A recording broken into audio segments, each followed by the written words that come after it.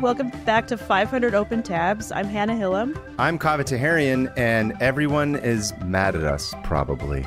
Yeah. Yeah. No, we were just discussing how... Until proved otherwise. How we wake up every morning and assume that everyone's mad at us. Yeah. And we go throughout the day being like, how do we prove to them that see, they're already mad at us for not being able to get through this sentence. They're mad at us right now. Yeah. we just started this, and everyone's like, I'm about to turn this off. Because these two people... suck. Welcome back to the podcast. And they don't listen. Yeah. They don't listen. They don't turn in their assignments on time. Yeah, welcome back. Welcome back. It's been a weird week. Of course, we recorded this in advance, as we do. Yesterday was the crazy, eclipse thing that everyone was really stressed out about and thought all kinds of chaotic stuff was going to happen. No one got sacrificed, as far as I know. No one's dead and buried in the ground. I got raptured. And then I was like, we got really sick of it, and I immediately unraptured myself. I don't know what I'm saying. Unraptured? I don't even know what that means, but I take it. You don't know what raptured means? I don't know what unraptured means. I made that up just now. Oh, okay. It's an official term in Urban Dictionary now. Yeah. But yeah, did you get to see the eclipse? No, we just did. I tried, but then I decided I should probably keep my vision. No, in California, we were not in any of the totality or whatever. So my wife took out apparently you can do this where you bring a colander out, and like the circles of the colander will act as like a filter for the light, and then it shows you like little half moons because it's getting blocked. Half moons. It's really cool. See, I get it. Like whenever there's an eclipse, I'm like, oh, I know why everybody in the olden days was like, oh, God's about to like it'll blow your mind right there. Yeah. The shadows being crescent shaped. I'm like, oh yeah, the end of the world is here. Yeah. 100%. Totally. But that's all we did. You? Yeah. Other than being what did you say? Unraptured. Unraptured. Yeah. Other than being unraptured, did you do anything fun? Yeah. So I got an hour off, of course. So I planned my day an hour off. I thought it was going to be at noon and not 11. And so I decided to go swimming. And with my daughter, we get out of the pool and everyone's outside looking at it at the YMCA. And I'm like, oh, and so they gave us glasses to use and it was fun. Cool. So, yeah. Great. I'm glad you didn't lose your vision. Yeah. Nice. I didn't. Not this time. Good. Your vision was good because you can use it to research your tab for this week. You like that transition? Endless. That was a good one. I really am getting much better at this. You're up first. I'm up first. Wait, what are we doing here again? Yeah, I don't know. Tabs, I guess. Okay, yeah. So yeah, I'll just get it right into it then. Yeah. This is one of my favorite tabs. Because it's I've never closed it. Okay. Like it's just been open. So it's been open since 2020. And it is the Wikipedia page for Jonathan the Tortoise. Okay. And Jonathan the Tortoise is one of my favorite creatures on Earth because he looks insane. He's got a tiny little head and a gigantic tortoise body. Love it. And I love drawing him. I've drawn him several times on stream.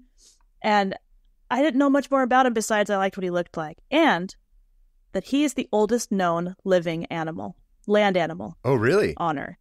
Yeah. Have you ever heard of this guy? Tortoise? I feel like I've come across some of this kind of lore before, but I've never admittedly done like a deep divey type thing about it. But I feel like I've seen pictures of, what is he, like a few hundred years old? He's almost 200 years old. Holy yeah. Crap.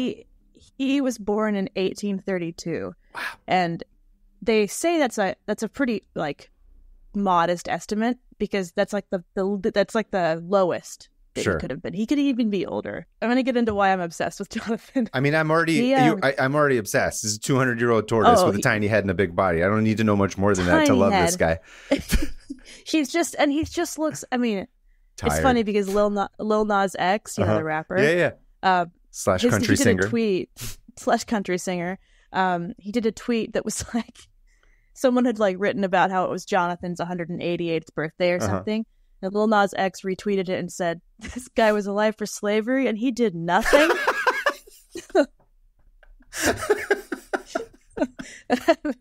I thought that was pretty funny. Come on, Jonathan. Be on the right side of history this time. Come on. You can't just be neutral in that. Anyway, that made me laugh really hard. And anyway, so back to Jonathan. Jonathan was born in 1832, which makes him 192 years old. Wow. Right now. He just had his 192nd birthday. And did they say what he did for his 192nd birthday? He ate a cake made of vegetables. Nice. Really cute. And he's got like this old withered face. Yeah. And he's just, kids today. Kids today. No, don't even. Never mind. I'm not even going to bring up. I already knew where you were going to say. Yeah. Kids today make money doing their own work. Anyway, so he is what is called a Seychelles giant tortoise. That's his breed. Okay. Breed? No. Genus? Didn't we do this with the ant one? Yeah, genus, ant species, whatever, something or other. Philodo. Philodo, yeah. The kind. Yeah, I love croissants. Phylum, kingdom. Philip. It's this Phil. We started this day talking to each other. We started goofy, so this might be a goofy episode. As opposed to all the extremely serious episodes we've done before. Well, some of them have been. That's true. No, you're right. Yeah, you're right. Okay, back to Jonathan. Yeah. So Seychelles tortoises are a little bit controversial because people say that they aren't actually a subspecies. I was going to say because of their neutral stance on slavery. That's on slavery. Yeah, they are a controversial species because of their neutral stance on slavery, and also because they are a subspecies of a different tortoise. Tortoise, not a turtle. Yeah, a tortoise called the Aldabra giant tortoises, and these tortoises live all over. I know it sounds like a magic word. Yeah, I was gonna say like abracadabra. Aldabra. Yeah. They live all over the Western Indian Ocean on different islands, and but people posit that the Jonathan is actually a subspecies of the Aldabra. They call a Seychelles giant tortoise, but they don't really know because he's the last one of his species. So if he is a Seychelles giant tortoise, he's the last one. Oh my God. Yeah. So these are some of the largest tortoises on Earth. These Aldabras. They weigh 550 pounds. Whoa. Or 250 kilograms for literally anyone else in the everyone world. Outside the States. And the females weigh like a little less than that. But they're massive. Like full grown, if they extend their head, they can go like up to your shoulder. Like they're so big. Wow. Do you know what the difference between the what was it, the abracadabra and the Seychelles was? Like what makes the Seychelles like a subspecies, a subset of it that makes them unique? Do you know? Very little. Okay. It's just like where they live, I guess, and the way that they're the like lines on their and like the shape of their it's just like markings and like stuff shell like that. Yeah. Okay. So they're very similar. So he doesn't like breathe fire or something that's like very specific to him. Not that anyone's seen yet, but he is old. We know he doesn't have good opinions on things, so maybe he's just keeping himself. We love him, but we don't want to invite him over for Thanksgiving necessarily and get into an argument with like the younger cousins who are a little bit more progressive. Yeah, it'll ruin everything. Yeah. He's a product of his time. He's a product of his time. Point is, I say point is so much it pisses me off. The point beeth, these tortoises just, as we now say, throw me in the bog, please. Throw me in the bog. These tortoises used to be everywhere until, can you guess what happened? People. Europeans. Yeah. Oh, yes, people. But specifically Europeans, Dutch, English. Yeah, so they started... Those guys again? Can you believe it? Oh, my God. Their track record, you would never have known. But a bunch of English sailors were all down there. And not just English, like a bunch of European sailors. And they realized that these tortoises made great meals because you didn't have to feed them. They didn't drink very much water, so they could keep them on their ships for like weeks at a time. Oh. And not have to worry about food and get a bunch of protein. And apparently they were delicious. It's like a cactus. It's like, or like a succulent. You don't have to give it any water and it'll just thrive. It's like a tortoise is that. You just can't like feed it a banana or a lemon and it's like good to go. They're probably eating them out of the shell, much like a sourdough bowl of some sort or something. Like a chowder bowl where like its container is the thing. That's horrible. Don't do that. You know what? Listen, let's make some merch, okay? It's gonna be a bowl shaped like a tortoise shell. Mm-hmm. That's the merch. With British sailors inside that you can eat. See how they like it. Yeah. That reminds me of the one time Instagram, one of my comics got reported and deleted. Oh. It's because I drew a picture of the Earth putting humans in a blender and mixing it up. I'm here for that. Yeah, me too. It got deleted. Anyway, what am I trying to say? I'm so derailed right now. No, it's Seychelles. The English are coming in. They're using them as like astronaut food essentially when they're on their ships. Exactly. And they just kept doing this for like 100 years. And then in the early 1800s, that's when Charles Darwin, actually, in the same year that Jonathan was born, Charles Darwin was like zipping all over these islands, checking out these tortoises and being like, we need to save these things. Yeah. Which gives, not just, he was into the Galapagos turtles, but these ones he petitioned the government of Seychelles to actually count them, it just gave a thumbs up on my screen. What the hell? I didn't realize it would do that. Oh, it's an Apple thing, I think. Interesting. I want to die. I don't want to die. I don't. Listen, I don't want to die. Yeah. I'm not ready. Darwin. I lost my place. Darwin's trying to get the governments to save. So they were one of the very first protected species on Earth. Oh, really? They were the first ones? Yeah. One of the first. That's and it was because of Darwin and a bunch of other cool. naturalists and scientists. They were like, bro, we're eating these way too fast. We need to stop. Yeah. Also, this Galapagos place is insane. Yeah. And I'm about to change the entire world with my theory of evolution. And so Darwin was instrumental in getting these preserved. But by then it was kind of too late. A lot of the species had been killed off and hunted. That's sad. Yeah. I don't like that. No, me neither. They spend their time in herds mainly, and sometimes individuals. So really?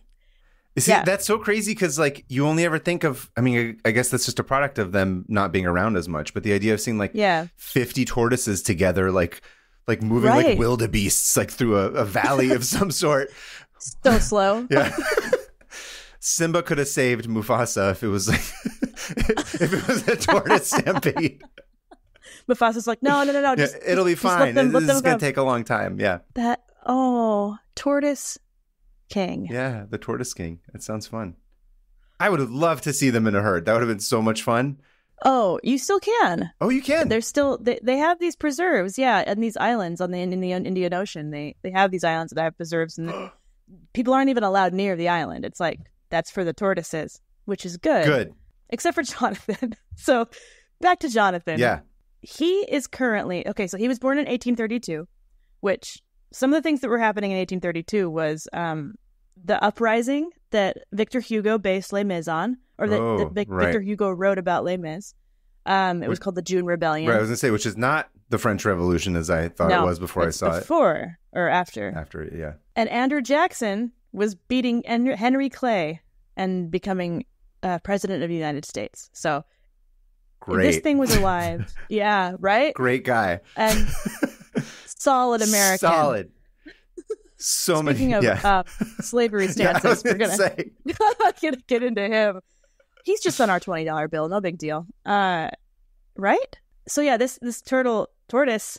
I think you can we're just gonna call him a tortle for the sake of this episode, because it's for the funny. Sake of my sanity. Yeah, let's just call him a turtle. There's no rules. I mean, there are absolutely rules in science, but nature has very clear rules. Turtle, it'll just be a fun little term. It's like that Pokemon. So when he was born, Queen Victoria had I think was 5 years old. So, or no, did she just first become? Shoot, I can't remember when she became queen. Doesn't matter. So that's the 1832. Yeah. So we don't really know what happened in the first 50 years of his life. In 1880s, like early 1880s, these sailors brought Jonathan and 2 other tortoises with them to this island called St. Helena. It's in the Atlantic Ocean. It's west of Namibia. And if you keep going, you get to Brazil. Namibia. So it's like right there in the middle. Yeah. And it's this little tiny British territory it has its own whole history. A bunch of Europeans fought over it. And fun fact is that after the Battle of Waterloo in 1815, Napoleon was exiled there. Oh, it's that island. And it's that island. Okay. And it's where he died. Yeah. So Jonathan was a gift to the governor, and the governor lived on this thing called the plantation house. That's where I read about this. That's right. I was like the turtle, Napoleon. I was like the island. I'm like, okay, yes, okay. I think that's how I know about it. That's what I had heard. They never met, though. No. Did you read about how they met? No, but I remember something about the Napoleon Island and the turtle, and then like, this whole. Yes, okay. Sorry, continue. I just got excited because I was trying to remember like what. Yeah. So yeah, Jonathan's hanging out there in the 1880s, and there's a picture of him. This is the earliest picture we have. Nice. Of if you want, you go to the Dropbox, and there's a picture of him with 3 or 4 people and one other tortoise, and it's worth looking at. It's pretty cool. Oh wow, that's from what year again? You said 1888. Wow, he's the one chilling. On the left. Yeah, he's chilling. Yeah, and that's the current governor and also a prisoner of war. Apparently, I couldn't find out any more about that. They're like, for your punishment, you have to stand in this photo with 2 awesome tortoises. Tortoises. Okay. So that was the first photo we have of him in the 1880s. And he, we don't really know what happens to him in the next, little while. He kind of just chills, lives with the governors. They don't name him because they had several tortoises. Sure. And then the next time we really hear much about him is that there's a picture taken of him with somebody in 1915. And then after that, it was 1932 before much was written about him, and that is when the governor... he resurfaces in Nazi Germany. Wow, this guy has a terrible, terrible politics. Except he's undercover. That's true. He was trying to take down Hitler. He was trying to make up for the fact that he was like, listen, never again. I was neutral during slavery and I felt bad about it. So now I'm going to be on the right side of history. And he was part of like a very elaborate plan, to try and murder Hitler. Yeah. Good for him. He pulled the trigger that night in the bunker. Yeah. He's all, screw you, Eva Braun. Screw you, Hitler. He's playing the long game. Yeah. But it was super, super slow. Hitler saw it coming, but whatever. I had to calm down for a second. I'm getting too worked up about Hitler dying and a turtle doing it. It's a tortoise. I'm going to be... a bunch of tortoise experts are going to take me out behind the barn and execute me for saying turtle so many times. So 1932. And this is when world leaders start to come pose with him because he starts to become famous. This they're trying to curry tortoise, favor. And he's no, they just want to see him. So he's still hanging out at the governor's house, but he's alone. And there's a picture of him with the future Queen Elizabeth and her dad and her dad's dad. Whoa. So her dad's brother. And here's the weird thing about this era is that everyone who came to see him would always sit on his back because disrespectful. Yeah, you don't do that to other heads of state. No. Did he get to sit on Queen Elizabeth's back? Yes. Eye for an eye. What's fair is fair. She should have had to take all 500 pounds of him on her back, just being like, oh, how do you like it?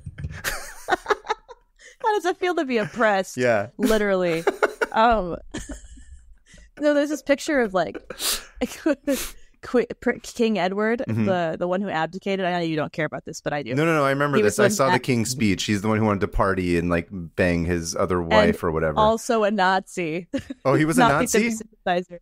He loved the Nazis. I didn't know he that. Would hang out with Hitler. I just know that his brother was the one who stuttered all the time. Yes, you're right. Yeah. That guy saw this thing too. Anyway, Edward, the abdicator guy, stood on its back. Like he was surfing? Yes. There's a photo of him standing on the back of this tortoise. And that's the King of England. What a doing dick. That. So, massively. And then his brother did the same thing. I think he sat on the back. After that, everyone was sitting on the back. But kids would go stand on the back. Anyway, poor Jonathan was like a sideshow. Yeah, it was like, what the hell, man? He's like, what do you want from me? Well, it's similar to how, when I went to see Stonehenge, people had carved their names into it from it's unbelievable. 1910. There was famous authors. I can't. No, I know. Multiple, hundreds of names are on Stonehenge. And it's all 1890, a bunch of British people being like, I was here because you could just walk up to it. Yeah. No anyway, respect. It's insane. It's none. Poor Jonathan, just getting surfed on by the Nazi king of England. Before I fall apart. Wasn't there a story? Surf Nazis? That's a thing, right? Is that the origins of surf Nazis? I don't know what surf Nazis are. Surf Nazis must die? Am I making this up? I swear that's a thing. I don't know. You better look it up. This is imperative. Yeah, Surf Nazis Must Die is a movie from 1987. Well, they're on Jonathan. We got someone we can Photoshop the former king of England surfing on Jonathan. Yes, with wearing a Nazi uniform. Yeah. Anyway. I'm sorry. I derailed you on that one. Continue. I like that you're derailing me more. This is good. So let's fast forward to 1969. And Jonathan's still there, just hanging out. At this point, he's like 100 and something years old. And he's alone. He's still alone, right? And he is an absolute menace. Oh. This is back when he was younger, and so he was a menace, a troublemaker, a total jerk. He would like wreck the gardens and overturn benches and just destroy everything. Good for him. I know. A bunch of dickhead ass heads of state coming and sitting on top of him, and he was just like, eat shit. Like, I'm punk rock. I'm just gonna ruin everything. I'm gonna ruin everything. Yeah. Dig holes in the garden, just destroy things. And they had tennis courts there, and he would just like rampage the tennis courts. And I love people that. would play croquet. They play croquet, and he would just go sit in the middle of their game. This guy, love him. I love him. Love everything about this. Yeah. And they realized, wait a second, he might want some friends. So, you think? Yeah, it's 50 years later, and so they bring over two other abracadabra. Abracadabras. Yeah, abracadabra tortoises. From the same area of the islands that he was from. So okay. These are two new ones, and they're named Emma and David, and they're very young. And for some reason, they give all these turtles very human names. But whatever. Also very white names, Emma and David and Jonathan. Yeah, thanks. Because I'm sure people from the Seychelles are all named Emma and Jonathan and David. They're not. Again, colonialism is in everything. That's the worst part. They can't even get like ethnically appropriate names from where where these turtles are from. They have to be named after like British, like upper class. Yeah, aristocrats. Aristocrats, yeah. Anyway, Emma and David becomes his like best friend. Oh, so that's sweet. He and David are buddies, and Emma becomes his main target of admiration. And I use admiration in a very loose way, because he would just go for her. I mean, he mated with Emma like every day. He was obsessed with her. Is mated like you're saying this as like mated? Okay, I thought you were saying he mated with her. Made it with her, like you're trying to use some mated, cheeky like high school term.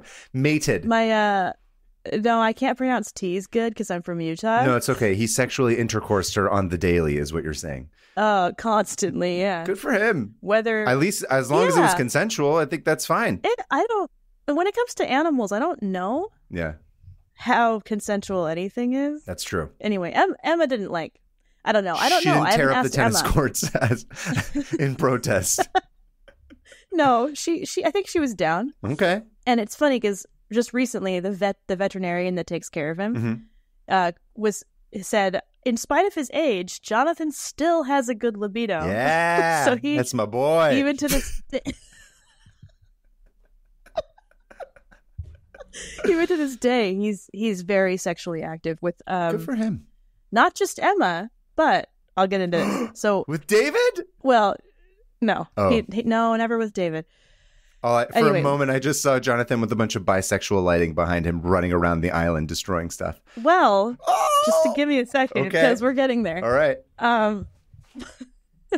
So, weirdly enough, even though he and Emma were all, mating all day, Emma never laid any fertilized eggs. Oh, no. He's shooting blanks. So there was shooting blanks. That's sad. So there's no record of him siring any children, which is sad because he might be the last of his subspecies.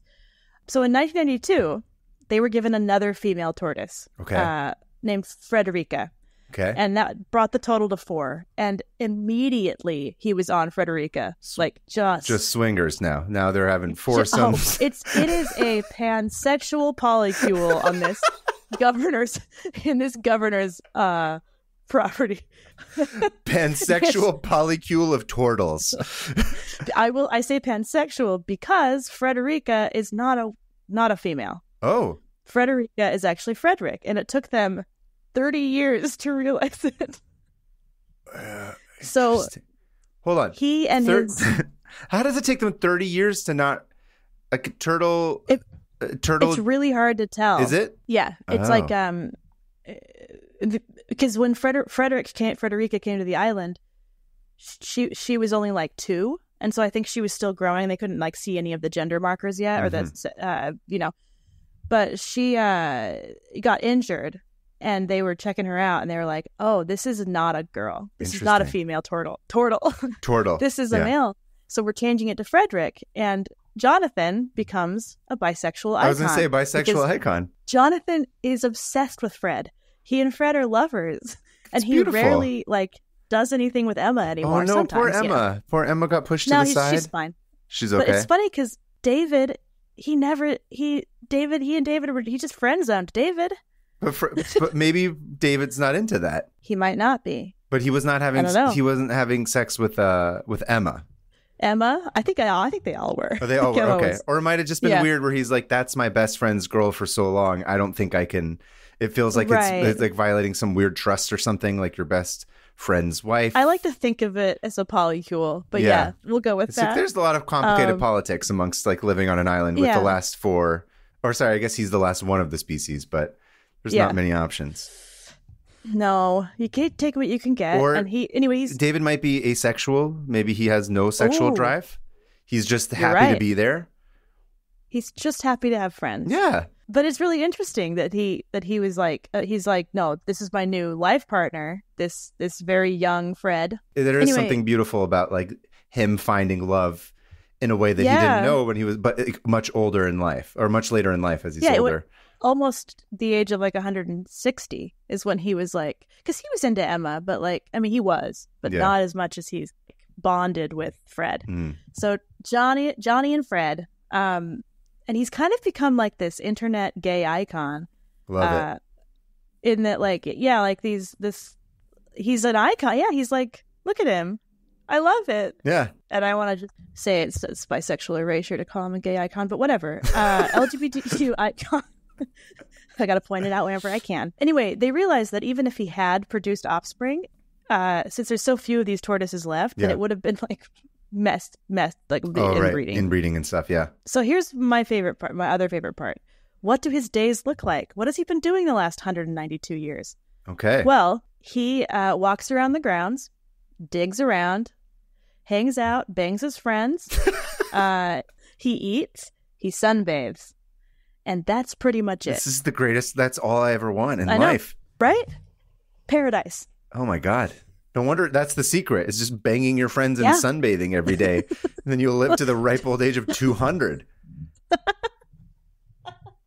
That's the key to life. That's the key. And our conservative values keep us dying young. Oh, my God. I don't know what I'm talking about. But this is really sweet. His main caretaker is named Teeny Lucy. I don't know if that's a nickname or her name. But she loves Jonathan so much. She loves spending time with him.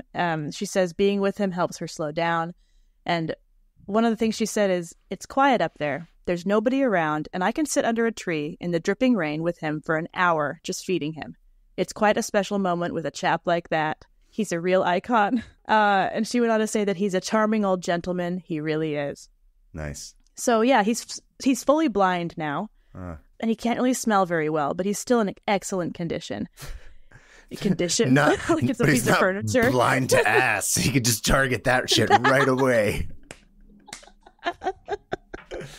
He's all my other senses might be gone, except for my sense of where is their ass.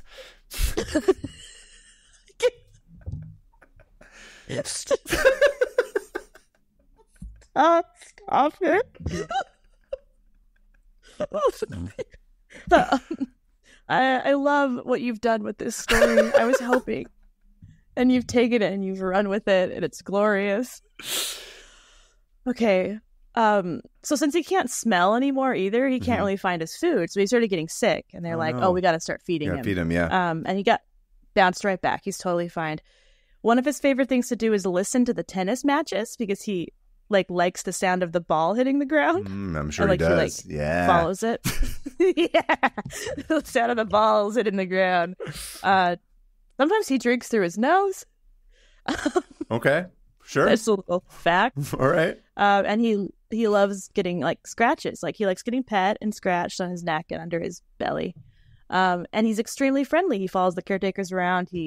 He's just part of he's just there. The place. It's funny when you said when you said earlier that she likes to sit with him under a tree, while it's raining. Because I was it kind of makes me think of trees. They're hundreds of years old that have all these rings. So I'm it's kind of like a living tree in a way, and it's also got the hard exterior of the shell and stuff. It's kind of funny. Yeah. It's getting to hang out with a tree from the 1800s, but it's your pet and your friend. That's just not your pet, but your friend. And you can actually interact with it, whereas trees just stand there. You can interact with trees. That's okay too. You can. I had that's a different story for a different day. I don't know who's listening to this. So he has lived through 40 of our 46 presidents. Wow. Yes. That's crazy. I know. Just to put that into that kind of perspective. Yeah. Yeah. Holy crap. He predates the theory of evolution. He predates electricity, photography. It blows my mind to think that this tortoise has met every head of state. I mean, they're the British monarchy, at least, you know. He probably met, I mean, I'm speechless. It's so crazy to me. Yeah. Like you said, it's like a living tree. You're oh, this thing has been petted and sat on by Nazi kings of England. And sadly enough, surfed on, don't forget, not sat on. Surfed on by Nazi kings of England. He's also, sadly, recently, the most recent person to come meet him was Prince Andrew. Ooh, noted pedophile. And Jeffrey he was on his way to Epstein's island. So he's just there's another island. I wonder if there's just hopping over. Yeah. I wonder if they got the same ones that they got over on Epstein's island here. And he gets there, he's just a tortoise, huh? Yeah. All right. Not really. How old are you? Oh, that's way too old for me. And then he just moved along. Yeah. All right, let me see your license. No. 119? No, thanks. 190? No thanks. Yeah. I prefer him younger. Anyway, yeah, that's kind of all I have on him, but he's one of my favorite creatures. Love him. But he's majestic. And if you look in the pictures, you can see how throughout time, it's just the same tortoise. It's pretty cool. So do you know Jonathan? I have a couple of questions which you might not have any answers for, but do you know how long it takes for a tortoise of that size to reach full maturity in terms of size? I do. So they could tell that he was of full maturity in the photo in the 1880s because of how he measured up to the people around him. Okay. Which meant that full maturity, he had to have been at least 50. Okay. So at least, which is why they said 1832. Okay, so 50 years he could be older. Yeah. Yeah. But then apparently their lifespan is only 150. So he's just some weirdo that can keep going. He's living. Yeah. And he's got a good diet. They think that some of the plants that are native to St. Helena are actually really helpful for longevity. But there's also been reports of other giant tortoises who have lived to be 200, but they're very unverified. They're not verified. I got reading about a bunch of other old tortoises, and there's one named Lonesome George. Lonesome George? It almost made me cry. Yeah. What's his deal? Last of his species. He's gone. Last of his species. But he lived to be over 100. There's a bunch of them, and they all got great names, human names. Human names. They're just British aristocratic names. What other names are there? I am just kidding. Jonathan the Tortoise. What? In all his glory. A mensch, a gentleman. Legend. Started off on the wrong side of history, but... He did. Redeemed himself as far as I'm concerned. Killed Hitler. Wrecking all those tenants. Very slowly. My goodness, he killed him. You know what? That makes up for everything he may have thought about the owning of humans. My thought is that when the Nazi king of England serfed him, he allowed it to happen because he wanted to give that guy a false sense of security so that the press would pick it up. So that later he could sneak in behind enemy lines and pretend to be a Nazi sympathizer as a way to be listen, I let the Nazi king of England surf on me. I'm cool. You got to let me into Hitler's inner circle. And they were like, you're right. Clearly, he's a talking tortoise. You got to let this guy in. He can talk and he's 200 years old? Yeah. Or at that point, he was probably only 100, 100, right? yeah. But still impressive. And he was the last of us. You know, Hitler probably liked that kind of crap. And then that's when he got in and he's like, he was way into weird crap. Done. It took him 2 full weeks to walk to the bunker, but he got there. He got there. Slow and steady wins the race, as they say. Yeah. Mensch, good guy, good dude. Yeah. Love him. I want to meet him. If you ever go to St. Helena, you can actually meet him. And I wonder how much a trip would cost for us to go. Probably a lot of money. We should start crowdfunding this now. Tourist. I think we've talked about crowdfunding multiple things we've talked about. Yeah, we're supposed to go to Shingo at some point. That's the other one. That's right. In Japan. That's going to be another expensive trip. Talk about leveraging this podcast into something else. I think if anyone that's listening that works at like the Discovery Channel or something, or Netflix or whoever wants to give us a bunch of money, we'll go on vacation for you for a show. We'll go anywhere you want. Yeah, that we talk about on the show, and then we'll be like Anthony Bourdain, but less interesting and not inspiring to anyone, and just us tripping probably over and over again and ruining and then stuff. laughing a lot, just laughing endlessly. Like 2 kids in school. Yeah.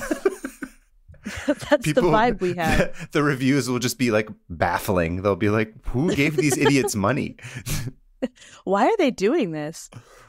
That tortoise did not like that laughter. Anyway. Yeah, I was like, what is the point of that? Anyway, great. Wonderful. Well, I love Jonathan. Yeah. I think everyone that's listening probably also loves Jonathan, unless you're a monster and you don't like awesome bisexual tortoises. Icon, just like Lincoln. That's true. Where was he when Lincoln got assassinated?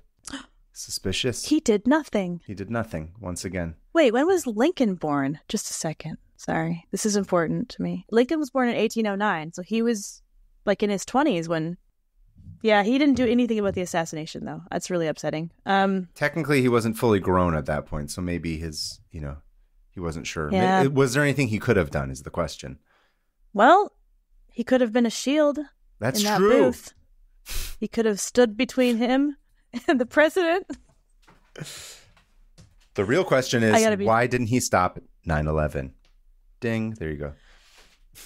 You're right. He let Peter Wolf, but what his name is? Peter Stump? Peter Stump. Who did 9/11 again? Peter Stump. Besides Bush, or was it Peter Stump? Yeah, the werewolf guy. He let the werewolf guy just fly those planes into that building. Anyway. Hey there. This is Ad Read Kaveh, here to give that poor little guy host Kaveh a break. Hannah and I would like to ask you for help by going to nebula.tv/500 open tabs and signing up for Nebula, where they have exclusives like Why Our TVs Wanted to Kill Us in 90s Movies by Tech Alter. Ever notice that 90s movies were obsessed with evil media, shows plunging societies into ruin, video games that trap and torture players, and VHS tapes that kill anyone that watches them? What caused this sudden obsession? These kinds of wonderful video essays never cease to amaze me. I had to get a master's and go countless thousands of dollars into debt. But you kids now? You can get an annual subscription to Nebula that gives you the same insights for the cost of a carton of eggs, at the time of this recording, probably. You can find this video and dozens of other high-production originals on Nebula, a video streaming platform built by and for creators. And along with videos and podcasts, you can now learn new skills in Nebula's fully produced classes. Go to nebula.tv/500 open tabs and get 40% off an annual subscription. By signing up, you can support other creators like Maggie Mayfish, Princess Weeks, and many more. Remember, sign up at nebula.tv/500 open tabs. Otherwise, Hannah and I will assume you hate us and will cry, much like host Kaveh is doing right now from not being allowed to talk for a whole 2 minutes.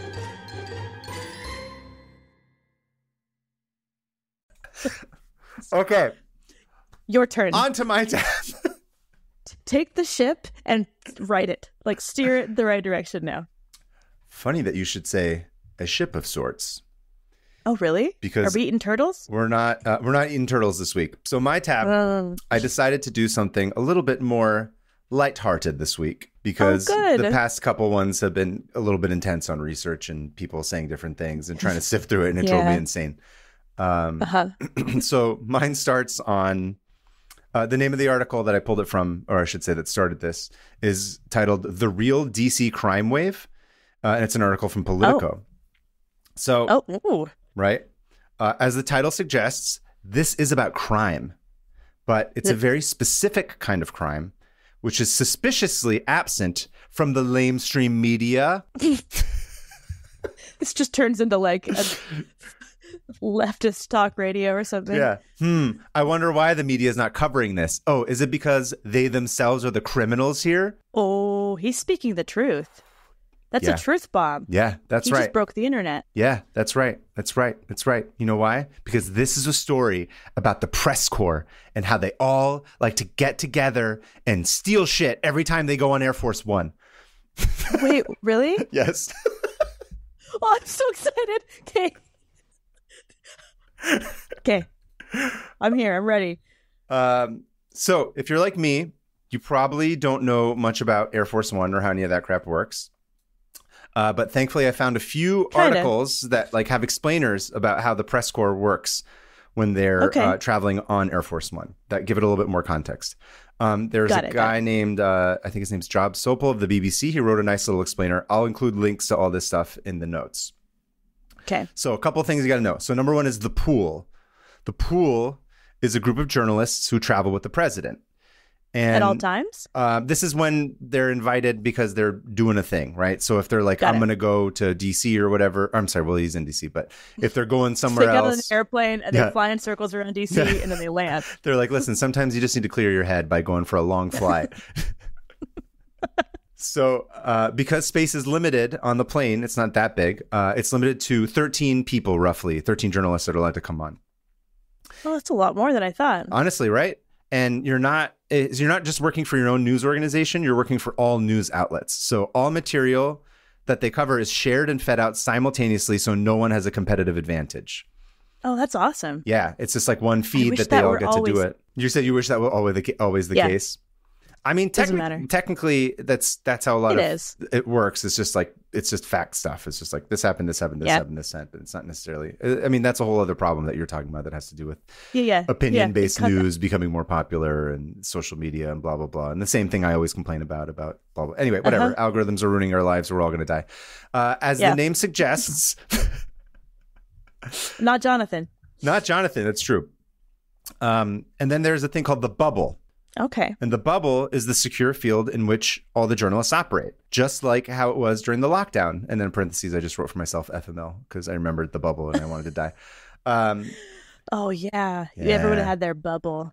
It's the same principle. So people in the bubble are quote unquote clean, and outside the bubble, they're quote unquote dirty. And the way this works is on the day of the flight, the pool shows up with their bags to the hotel where the president is staying. And as they come in, a dog will first sniff them to see if they're carrying drugs or any like crazy bad material. Then 2 Secret Service agents open up every piece of luggage that they have and sift through everything. Makes sense. Yeah. Then they go through metal detectors. So basically, this is like literally any Middle Eastern person going through any airport at any time. It's you. Any part of the world. At the airport every single time I have fly. to travel. Yeah. But for journalists, it's a big deal. They're like, ooh, this is strange. Yeah. This is actually the nice version. Right? They didn't take him down in the back and pat him down and question him and all this stuff. Have you ever had that happen? Oh, of course. Taken away, like taken somewhere else? You know where? In your home state. That's right. Oh, I hate to say that makes sense. That's a story for another time. But in Utah, they were very keen to take me somewhere else and talk to me. That is so dumb. Yeah. I'm so sorry. You should be. You definitely were in charge of that decision in Utah. How did you know that I led the TSA in the Salt Lake airport when that happened? You accidentally texted it to me one night when you thought you were texting your TSA friends, and I was like, I'm just going to hold on to this until we're on the show, and then bam, you got. I'm cornered. Well, someday tell that story or don't. It's up to you. It's not a very fun story. It's a bummer. Anyway. No, exactly. I'm sorry. It's okay. But so this is the process that the journalists all go through, and then they board a bus, and then they move in the presidential convoy. So that's like, all the cars together with like the Secret Service and like the little train of things that are following them.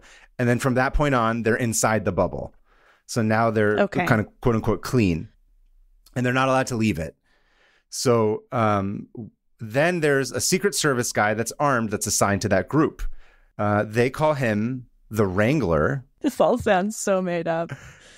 It's basically, so this is the analog I was thinking. He's basically like their second AD or their key set PA, depending on the size of your show. So this is basically like film. This is the same thing. Okay. And then there's also a White House press officer who's yelling at them to move along, being like, okay. So you. Press corps. Yeah. He's like, this is just all the AD department. Like if we had guns, which sometimes I wish we did so that people would listen to us, but... Or so you could like take a lion down if it was kind of coming to eat you. But you have to like use your words and like, convince people or try and anyway, being an AD is a miserable job. These guys get to have guns, which is cool. So people can't argue with them. So they're like, time to move along. You got to go this way now. Time to go this way. And then they're able to get on the plane. And once you're on Air Force One, again, don't forget, you're fine now. Now you've been vetted, you've been cleaned, you've been, all your stuff's been gone through. There's no threat theoretically from anybody in the journalist pool. Also, as far as I can tell, there have not really been any like incidents with like a secret, person trying to infiltrate the press corps and come in and destroy everything. It's like a pretty low stakes thing. Interesting. Yeah, that seems like a really easy way. I mean, not easy because they check you, but like a really direct way to do something diabolical. Oh, I'm sure all these people are being like super checked, background checked. And, vetted, yeah. That'd be a very long game to be like, I had to write for the Washington Post for 10 years and like reach the top of my game and become the editor before they would let me on. So I could, yeah, exactly. Yeah. Also, journalists are pretty specific types of people. I think if it was somebody who was not a journalist, you could tell. You could tell. You're like, this person is... This person's not opinionated. I don't know what they're doing on this plane. They're not indignant and arguing with everybody. I don't know if they're really a journalist. There's no way. No. I say that with love, by the way. The main rule while you're on board of Air Force One is that everyone can wander around, but you can only move towards the back from the area where you are seated. So, what? Just to give you context, so the president sits at the front and he can go anywhere. And he has a bedroom, a gym, and like a big conference room. He's got what? Yeah, there's all this stuff that's on there. And then up there with him, there are key staff and senior officials. In addition to that, there's a comms team, and they're all sitting at like these encrypted computers so that the president can never miss a text from the group chat. God forbid. Oh, what a nightmare. Could you imagine? I hate group chats. That's my first decree if I became president, was to be like, no more family group chats. It's the thing with the friend ones are fine. Friends, the family ones can't do it. So if you're president, unfortunately, you still have to respond. You can't escape them. Never. There's also a medical station, his security detail, of course, and the Secret Service, and then in the way back, the dumper of the plane, if you will. I will. The dumper is where the press pool hangs out. How'd they find out my nickname? And a dumper Hillam. So that's what they always called me. I'm going to send you some pictures.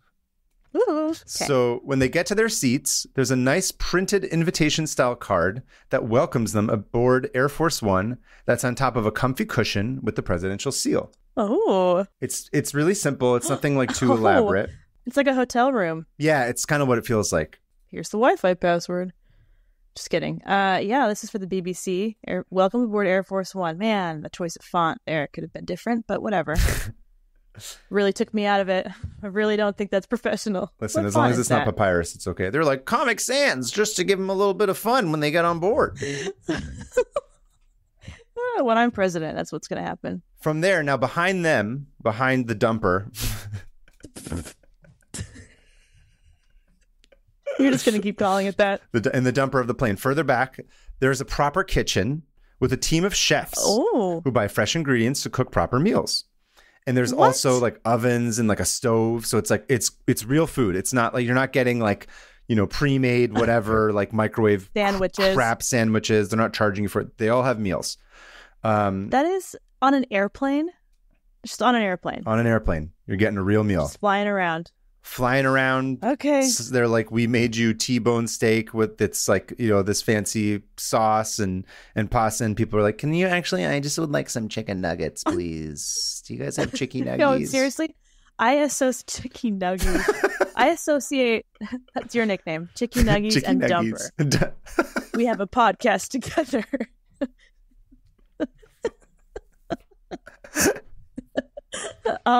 I associate airplanes with misery to the point where I can't even imagine being on an airplane and enjoying it. Yeah, it's especially and getting nice food, being with the president, and that's probably like the safest plane in existence. Oh yeah. By the way, I don't trust any. Yeah, I had to stop myself because I did look like briefly when you look up Air Force One.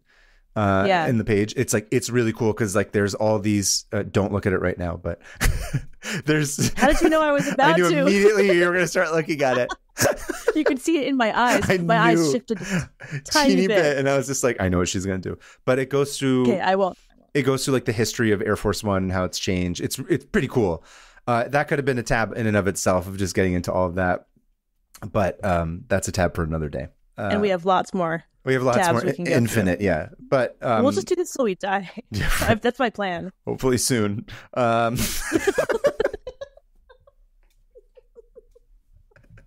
So, I will live podcast from your funeral. Just put me in the bog. So after the chef makes their whatever chicken nuggets in the dumper, meals are served.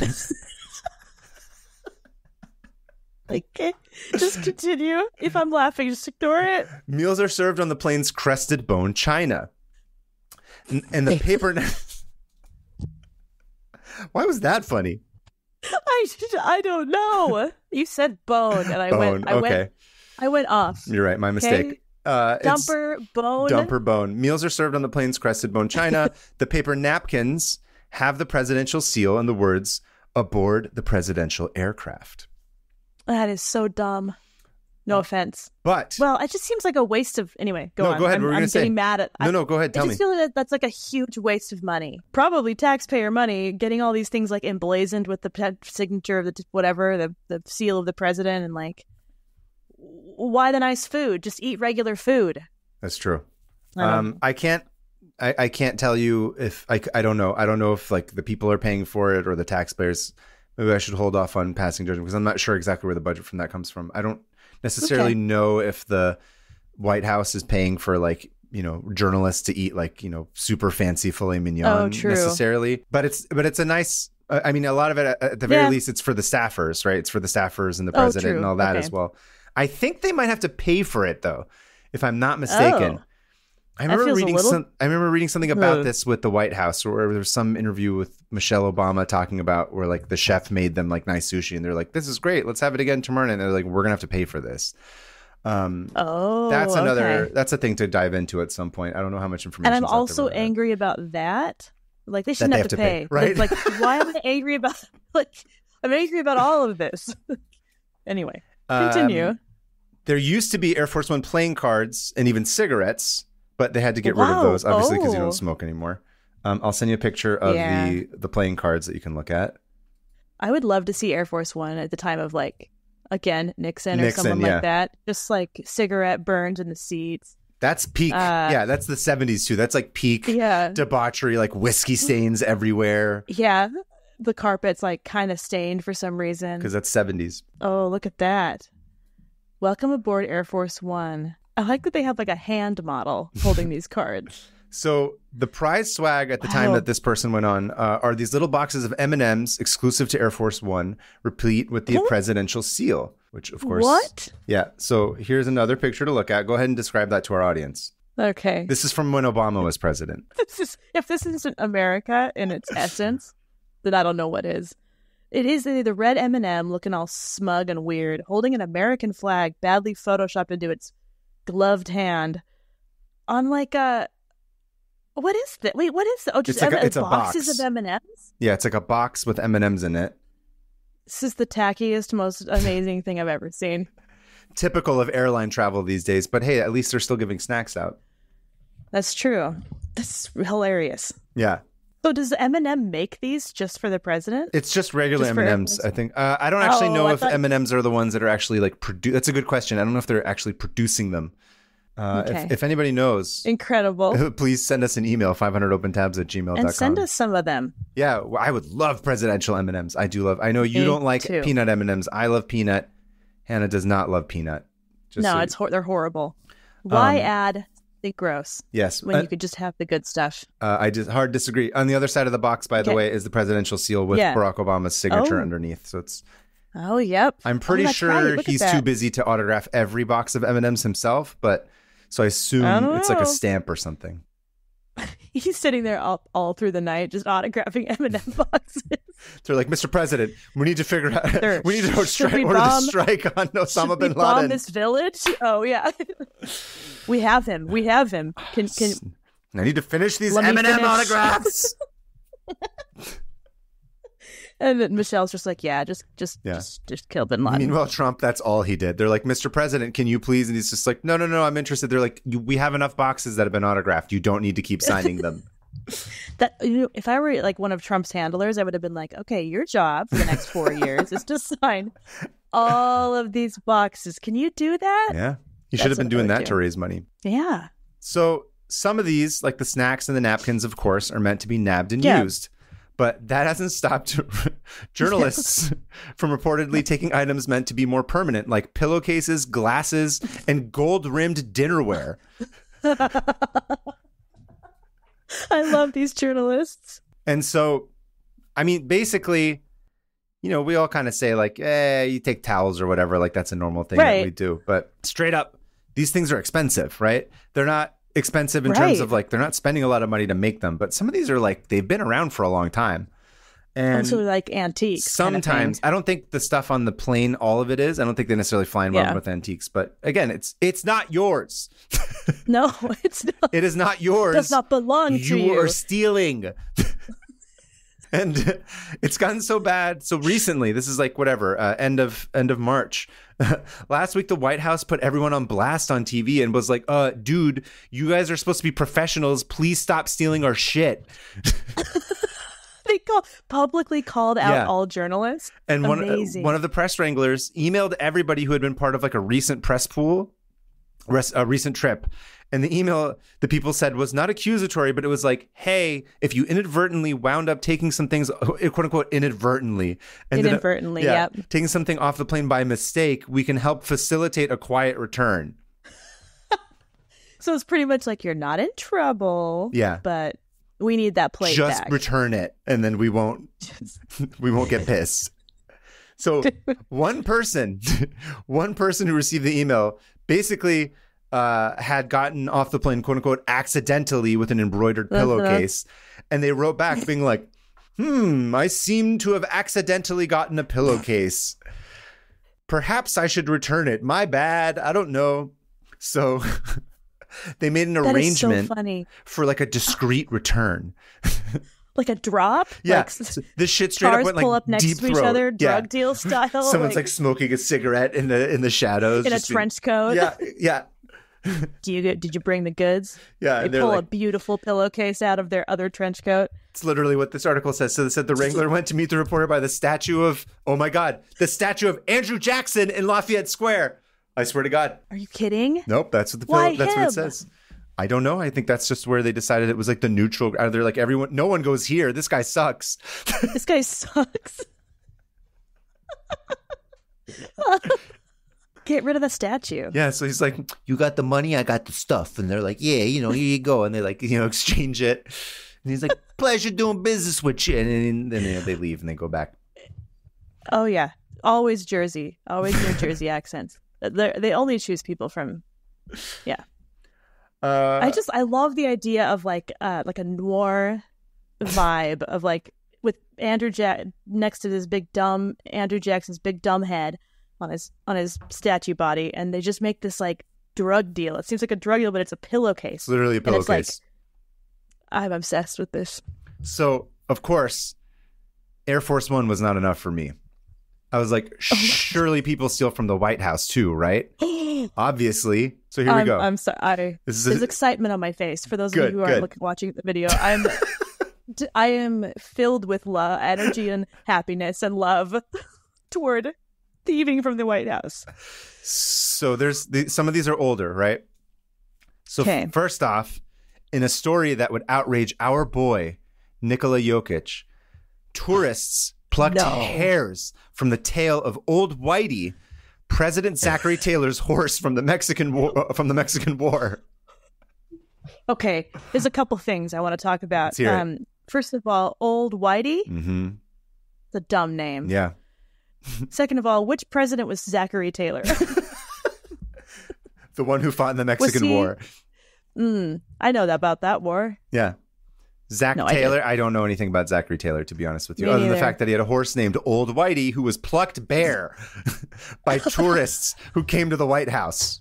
Why would the first thing you're like, well, I'm going to take some hair off of that horse? I think they were just like, if I have the strand of hair from Old Whitey, I guess I'm cool. Luck? I don't know. They're showing other people. Yeah. Kind of a cool bragging, right? Sad. I'm sad for that horse, Old Whitey. Even though his name is super racist, Old Whitey didn't deserve to get plucked. Maybe He's just a horse. Maybe he just had white hair. I'm sure that's all it was. Yeah.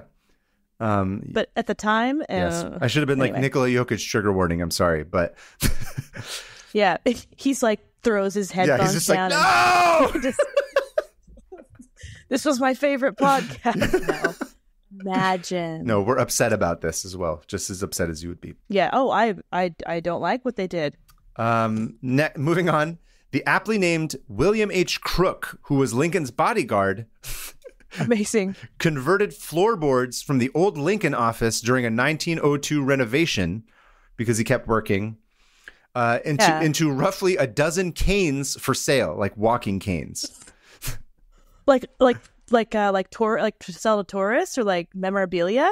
Yeah, so he was just like, they were doing a remodel, so they took all the like wood, just so people know, it's like floorboards were taken out like one by one, and he was like, I'm going to shave them into kind of like walking canes, like in whatchamacallit, like in Jurassic Park, where he's got like the cool, mosquito and amber on top of it. He was just like, here's the memorabilia of things that you remember from Jurassic Park. It was like that, but it was like, own a piece of like the Lincoln office as a walking cane. I would argue that's less stealing and more just like repurposing, I suppose. But he was selling them for an exorbitant price and was inundated with requests until he basically couldn't produce anymore. So I guess you could argue that that's White House profiteering, sort of. I don't know. It's also like Lincoln, and he died and he was assassinated. Ended slavery despite Jonathan the Tortoise's. Jonathan the Tortoise was in his office arguing for the not ending slavery, and Lincoln. I don't know what I'm talking about. There's that. Because I've found stuff from like ripped down houses, and I'm like, this is mine now. And now that I think about it, that might be stealing. I mean, I don't know. You might have just confessed online, and this is going to be held up in a court of law. Oh, well, nice knowing you, Hannah. Hope you have fun in prison. Moving on. Pieces of flatware engraved with the words, "The President's House," kept vanishing after First Lady Laura Bush hosted an event. She wrote in her memoir, "We used it only in the private dining room upstairs." Oh, my goodness. So somebody on the inner circle was like, yoink? Mm-hmm. They're not sure who it was. During the 2006 Easter egg roll. Dick Cheney. It was Dick Cheney. It's all Dick Cheney. He's just storing them in his giant, toad throat. Yeah. I have no idea why that's where I went, but I did. Because that feels right. Yeah. In 2006, also during the Bush era, Easter egg roll, again, in between planning 9/11, whatever we have to say. I think I already said it at the beginning of this, but just we've talked about 9/11 multiple times in this episode. Okay, good. I didn't want to let anybody down. During the 2006 Easter egg roll, East Wing aides discovered a ring of volunteers had been secreting away wooden commemorative eggs and coloring books beneath the porta potties.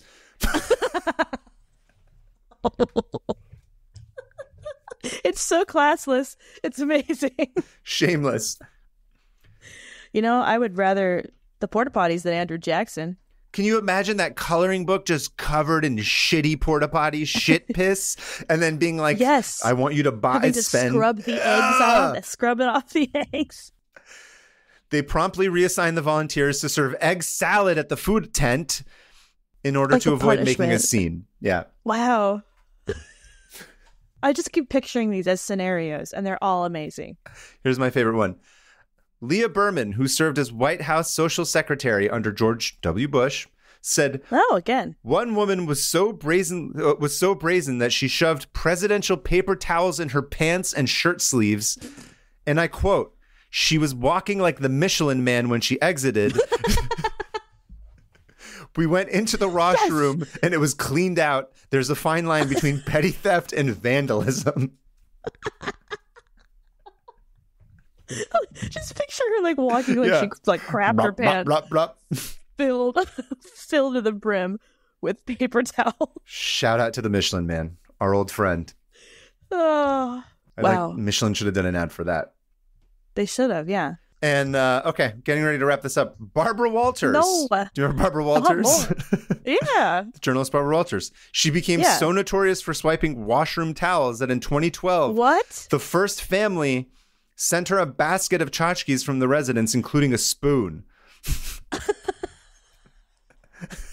So Barbara Walters has been stealing towels from the White House for how long? Like years and years? Yeah. It was a thing. To the point where it's an inside joke and she doesn't even get in trouble for okay. No, here we go. So Michelle Obama went on Entertainment Tonight several months later and said, quote, it's always just a tremendous joy to have her here as she tries to steal various items from the White House.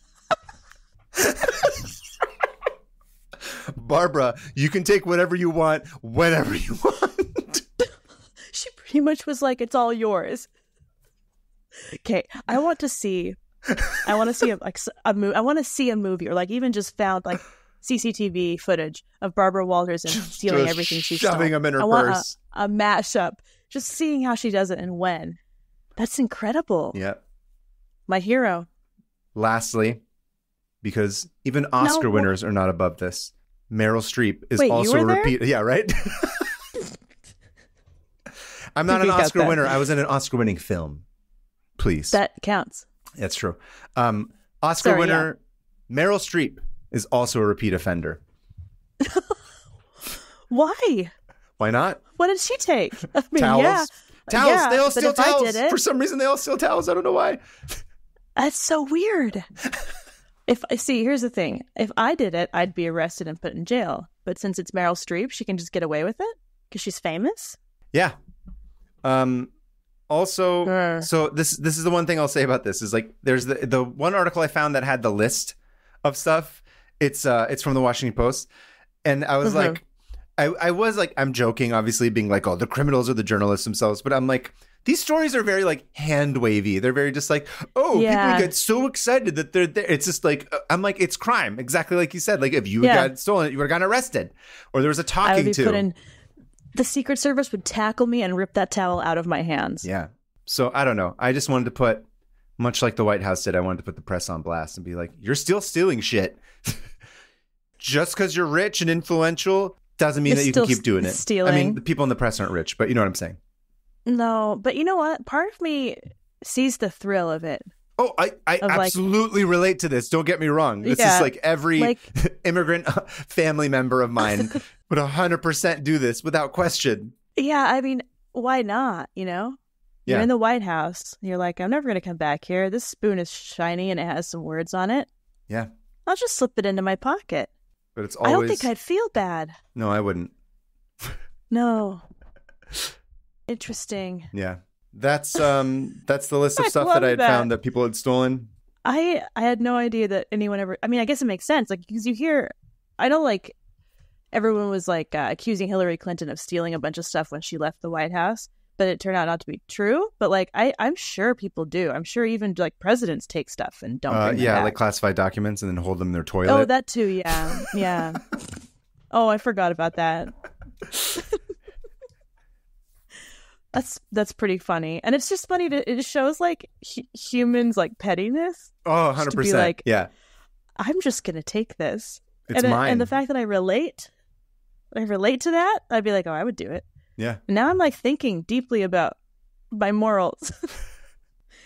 I think it's the same thing where you're like, I'm ripping off a corporation, but it's like I'm ripping off the U.S. government that my taxes paid for. So it's kind of like. I paid for this towel. You can make, I was gonna say, you can make the argument where like, this is mine. I paid for it. I'm just taking it. Yeah. I think that's an okay loophole. Yeah. I'd be okay with that. Yeah. I think that's an okay loophole. Fine. I'm okay with that. Interesting. I was also, wow, fascinating. Yeah. Thank you for that. That's my tab. I love it. Thank you. That was a pretty quick one.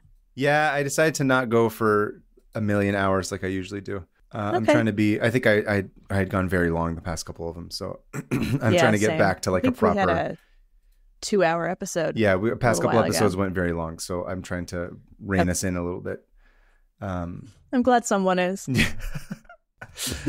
Anyway, let us pull up our tabs in order to close them. All right. If I can find my tabs. Aha. Okay. What is the...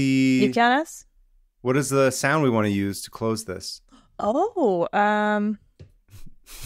Should it be this tortoise mating? If there is... Yes.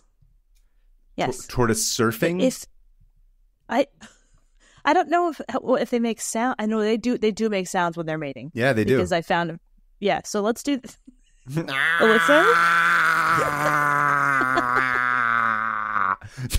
Let's see how close you are. Just repeat that sound. Yeah, right.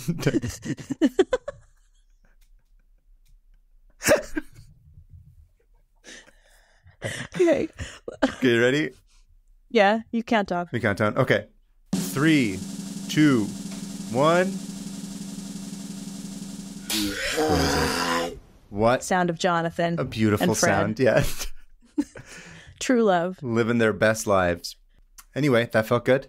Moving on. That did feel good. To listener emails. You're going to go first this week. Emails. Go for it. Mine comes from Jazz from Dallas, Texas. And I think Jazz is actually on our Discord, right? That does sound familiar. I'm pretty sure this is from the... Anyway, speaking of Discord, go join it. Dear Kaveh and Hannah, this tab is a link to a Google Sheet. Oh, interesting. That lists out songs by a TikToker named Chloe Ament, who often writes from the perspectives of popular characters or is inspired by specific fandoms. Okay. Trying to keep this straight in my head. The spreadsheet helpfully categorizes each song by which specific character, ship, scene it is inspired by. Okay. For example... Ship for you young people. is... relationship. It's like a made up love between two characters, I think is what it is. Yes, it is. And it's also where you can eat turtle meat. That's a good callback. Tortoise meat. For example, she has songs for the Harry Potter fandom, etc. I was sent this tab by a friend of mine who is much more tapped into Gen Z culture than I am. She's always asking me things like if I know what Midwest emo is, or if I've heard of that obscure Percy Jackson musical. No, not the one that was on Broadway, the other one. I didn't cover that in the last show, so I don't know. I don't think anyone knows what I've never heard of that. I've only read the books, and I always say no, and she usually sends me a link to provide more context. Okay, I'm keeping this straight in my head. Okay. My friend knows I love the Grishaverse. Oh, the John Grisham. Oh, like John Grisham, like the client and all that shit? Yes. Is that a thing? I was like, that's so early 90s. I didn't know kids now like cared about John Grisham novels. Oh man. Were you ever on Tumblr? Briefly, but like not, I wasn't in like the Tumblr fandom or anything. It was just like my friend and I would just share articles. There's a fandom for everything. But just Grisham is funny because I just think of like the early 90s when there was like 50 John Grisham movies. I thought that was like forgotten in time. I didn't realize that was a thing that people still cared about. And they call it the Grishaverse. Sure. Okay. And when she realized this is the fandom based around the Lee Bart. Oh my gosh, I just got it all wrong. It is not John Grisham. Put me in the bog. Okay. When she realized that this is the fandom based around the Lee Bardugo YA fantasy books and not John Grisham. We just showed how old we are so hard. So hard. She shared this tab with me since Chloe has Grishaverse songs. Oh yeah, the lady that... Okay. I haven't yet listened... This is a rabbit hole. This is like a twisty-turny. This is wild. I haven't yet listened to all of Chloe's records, but I found it sweet that my friend heard this TikToker's music and thought of me.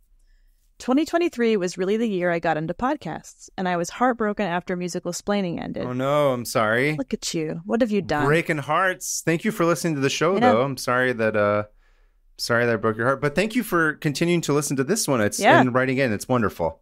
She says, they say, I don't know. So thank you for helping me continue my pod-loving journey with you. That's very nice. Thank you. Super nice. You're both talented artists and comforting voices. So many compliments in a row. It's super nice. I love learning and laughing with you. And I love that for every tab you close, you open 13 more.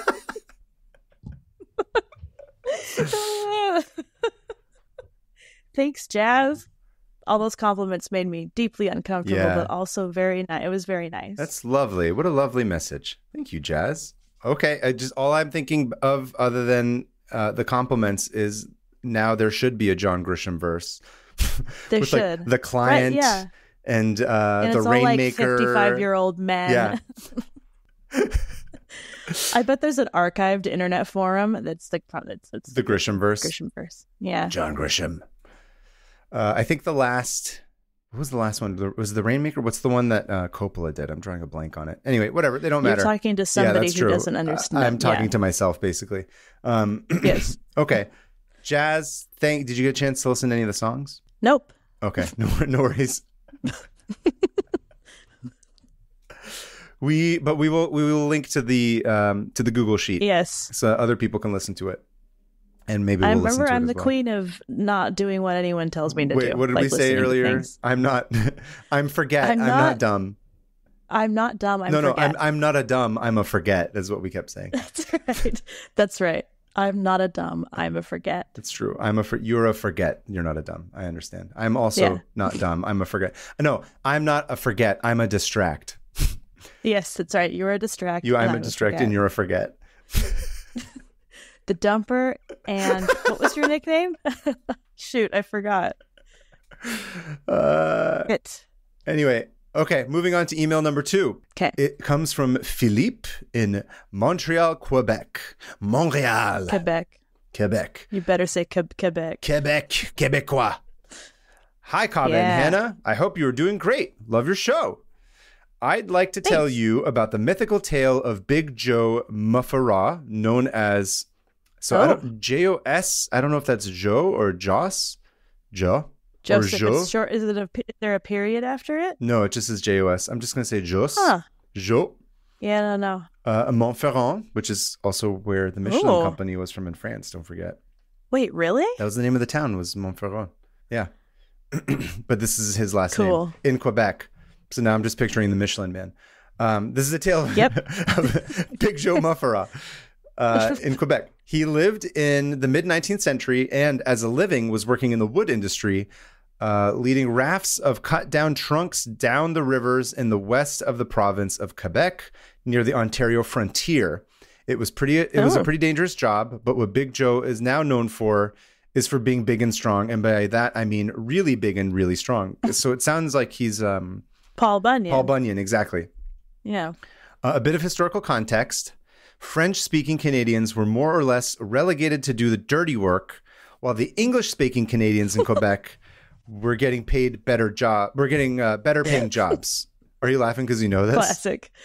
No, it's just classic. Yeah. Every single story we tell, it's like, and then the English-speaking people came in and ate all the turtles, or relegated the dirty class divisions. Created class divisions.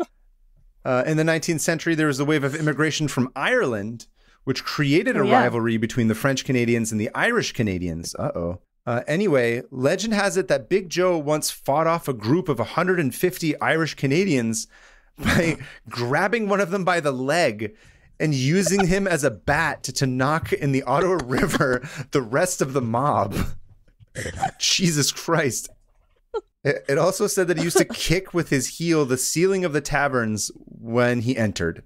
Okay. And of course. Oh, like going through the door and then the leg goes back and bam. Yeah. And of course. Sounds like a menace. Yeah. It says there's a little bit of exaggeration in these stories, but he is now a cultural figure throughout Canada. And this is what I like the most about him.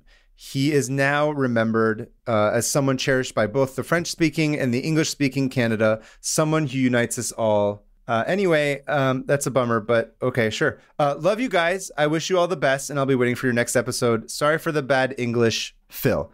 P.S. I'm just hoping to get Hannah into another rabbit hole as I'm writing this. Oh, she's like, oh, no. Oh, no. What are you going to do? The episode of Intermittent Werewolfing, and in it you said the word muskrat came from a Native American language. I'm not an expert, and I could be 100% wrong, but this one seemed odd to me. In French, muskrat is rat musqué. Musqué meaning an animal with musk, which is kind of a thing that smells bad and is used in the perfume industry. In any case, according to my free app, the translation of musk in English is musk. And according to the Google search, musk etymology, the word comes from the Latin muscus, and that either comes from the Persian musk, or the Sanskrit muska, both meaning scrotum, closing the circle with avocado and the testicle toast. Everything is balls. Everything is balls. It's so yes. Philip is correct. Yeah. The only reason that it says it's a Native American word is because when they heard the Native Americans say it, it reminded them of the word musk. So they took the word musk and were like, "Oh, that kind of sounds like musk." And musk means gross little animal or dirty little animal or whatever. Scrotum. It means scrotum. Elon's scrotum is destroying Twitter and the rest of the world. Don't drive a scrotum back to Tesla. This is joyous news. I also love that almost every story traces back to Persians. To scrotum? Oh, yes, to Persians. That's nice. You guys just started everything. Yeah. I don't know if you heard this or not. This whole, the Greeks invented everything. I'm like... No, the Greeks took. Yeah. Anyway, don't get me started because I'll never stop. I want you to get started. No, next time. It's the end of the episode. We're trying to stop. Oh, we should do a thing. I have an idea. What's that? We should just do an episode where we try to get each other to go on the longest rant possible. We'll have ones of listeners to that podcast episode. I want to hear everything about the Persian Empire. Thank you guys for your emails. Thank you. If you would like to submit an email of a tab that you've closed, please go ahead and email us at 500opentabs@gmail.com. That's 500opentabs. Let us know a little bit about what you learned or something funny. Include the link. Tell us your name and where you're from. And hopefully we will choose you to be on the end of the episode. And speaking... Yeah, and if you want... Go ahead. Oh? No, go ahead. No. What were you going to say? I was going to say, and speaking of the end of the episode, we've come to the end of the episode, but go ahead. Yes, we have. You can follow us at 500 Open Tabs on Instagram and on X, right? X. I don't know. Blue Sky? Are we on Blue Sky? Not as an organization, we're not on Blue Sky. I'm on Blue Sky. Are you on Blue Sky? I think you are, but you never go on it. Yeah. It's open now. You don't need an invite anymore to get on Blue Sky. Yeah. Nice. So yeah, you can follow us at 500 Open Tabs, and you can follow me at Hannah Hillam on everything. You can follow me at PermaFriends on Instagram, at Covetarian on X, and then find me on Blue Sky. A couple of quick announcements. So again, we mentioned this last time. We do have a link to what we're calling 500 Open Roads, which is the Google Map list that we've made. I should say our friend Joe made it. We didn't make it. That if you pull it up and you join it, it'll give you pins of all the places that we've talked about so far on the show. It's really fun and cool to be able to see it. Yeah. If you're close by, it's probably like a good little motivator to hop in the car and listen to a couple of episodes. And each one of the pins will also reference which episode we talk about that specific item. So we're coming for you, Michelin Guide. Additionally, we have a Discord that continues to grow every day. It's alive and well. It's alive and well and healthy. Active. It's wonderful. Just like Jonathan. Exactly. Hopefully it'll outlive us like Jonathan too. It'll just keep going for the next 200 years. Of course, please, rank the show, rate the show, follow the links for sponsors, tell everybody about it. Share with your friends. Please. Share. That's like the best way. Yeah. Like if this episode reminded you of anybody in your life, just send it over to them. Be like, hey, thought of you. Yeah, we're really trying to grow. It's the nascent stages of this show, so we're trying to And anytime you try and post anything on any social media network, it tends to be like, nope, you got to pay $1,000 to be able to do this anywhere. So we're counting on you guys. And then when you pay some of the money, it still doesn't work. I'm going to get angry now talking about it. So we should probably end the show. Yeah.